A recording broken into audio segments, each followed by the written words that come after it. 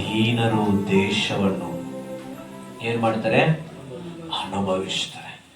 ಇಡೀ ಆ ದೇಶದಲ್ಲೆಲ್ಲ ಬರಗಾಲದ ಜನರು ನಳ್ಳಿಗೆ ಹೋಗ್ತಿರುವಾಗ, ಬರಗಾಲದಲ್ಲಿ ಕುಗ್ಗಿ ಹೋಗ್ತಿರುವಾಗ, ಆ ಬರಗಾಲದಲ್ಲಿ ಇಸ್ಸಾಕನು 1ರಷ್ಟು ಬಿದ್ದು 100ರಷ್ಟು ಬೆಳೆ ಕೊಯ್ದು. ಕಾರಣ ಒಂದೇ, ದೇವರಲ್ಲಿ ದೀನ ಉಳ್ಳವನಾಗಿದ್ದಾನೆ. ಆಮೇಲೆ ದೀನ ಮನಸ್ಸು ಉಳ್ಳವನಾಗಿ ದೀನನಾಗಿ ಇದ್ದಾನೆ.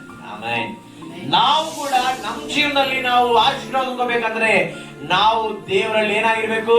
ದೀನರಾಗಿರ್ಬೇಕು. ಆಮೇಲೆ ಭಯ ಭಕ್ತಿ ಉಳ್ಳವರಾಗಿರ್ಬೇಕು, ಭಕ್ತಿ ಉಳ್ಳವರಾಗಿರ್ಬೇಕು. ದೇವರ ಸನ್ನಿಧಾನದಲ್ಲಿ ನಾವು ದೇವರನ್ನು ಎದುರು ನೋಡುವವರಾಗಿರ್ಬೇಕು.